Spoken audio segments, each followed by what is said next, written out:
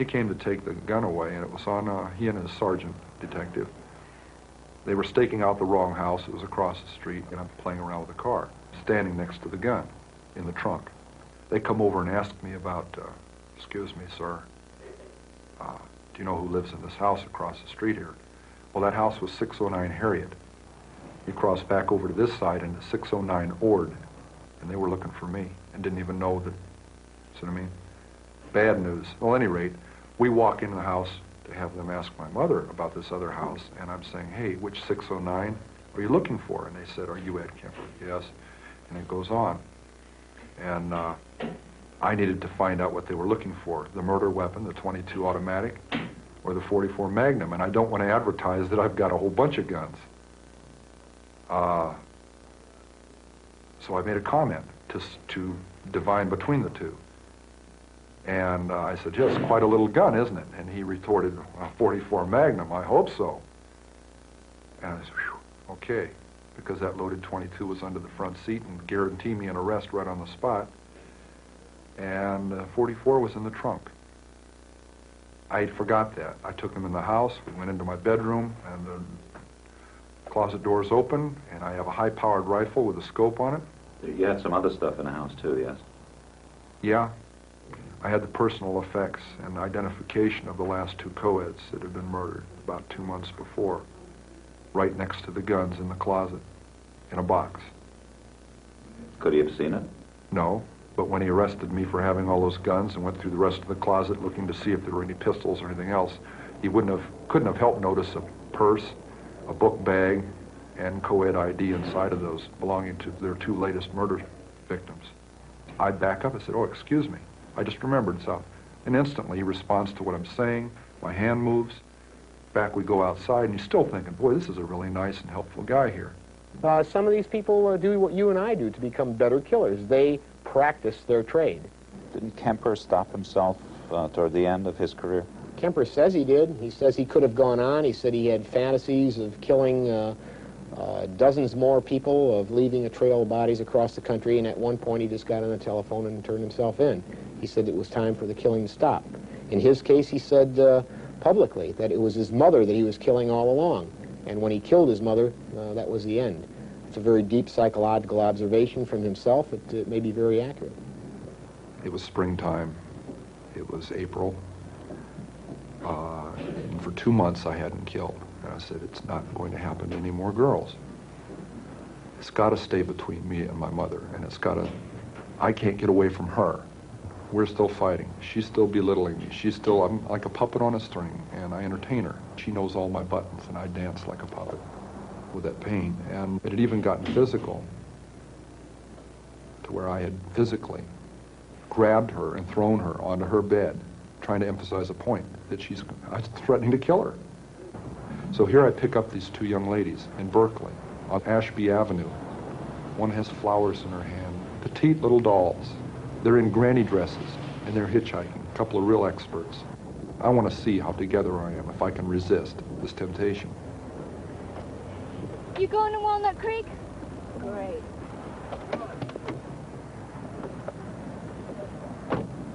And they get in my car. They want to go one way. I know they need to go the other. If they go the way they're insisting on, we're headed right back out to where the first two co-eds were murdered. And I'm saying to myself, oh my God, all I got to do is relax, and they'll take me to their death. I've got the gun in the car, the same one I've been doing it with. I insisted. As gently as I could, I took them where they needed to go, to their college.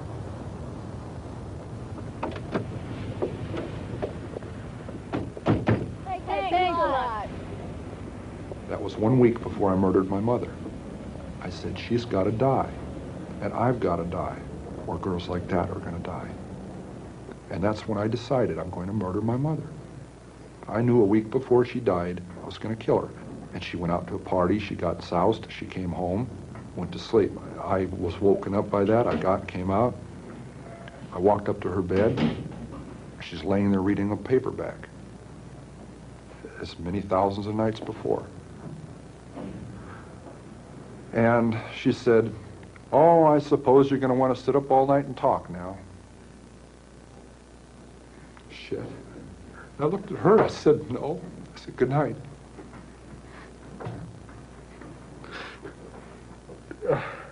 And I knew I was going to kill her, you know? And I'm so cold, it's so hard. And that's the first time in 10 years I've looked at it that way. I mean, that intensely, that honestly. It hurts. Because I'm not a lizard, I'm not from under a rock. I came out of her vagina. See? Came out of my mother. And in a rage, I went right back in. For 7 years, she said, I haven't had sex with a man because of you, my murderous son. This is one of our arguments. I cut off her head, and I humiliated her corpse. I said, there, you know? A 6 young woman dead because of the way she raises her son and the way her son is raised, the way he grows up. And what's her closing words? I suppose you want to sit up all night and talk. God, I wish I had. Your grandmother and her daughter-in-law, your mother, were two women very important in your life, and you killed them both. Could you say what they were like that led them to the same fate? Same thing that kept them from ever being friends. They were both aggressive,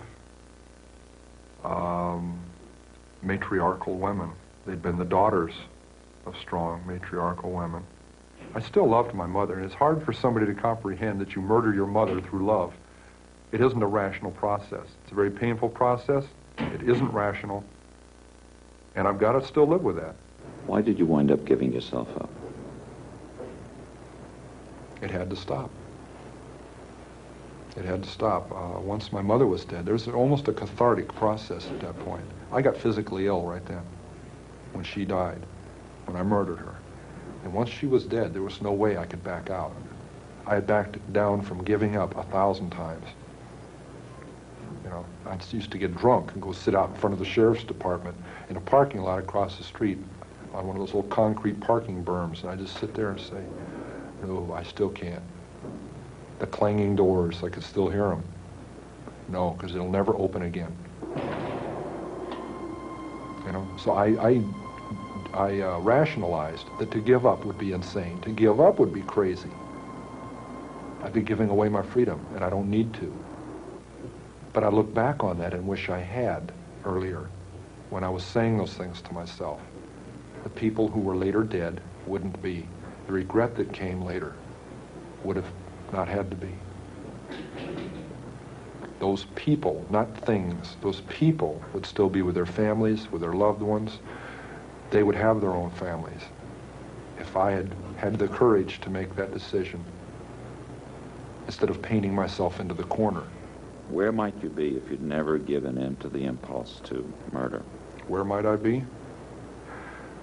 If my parole had been successful, I believe I'd be married, I'd have children, I'd be heading toward my first grandchildren.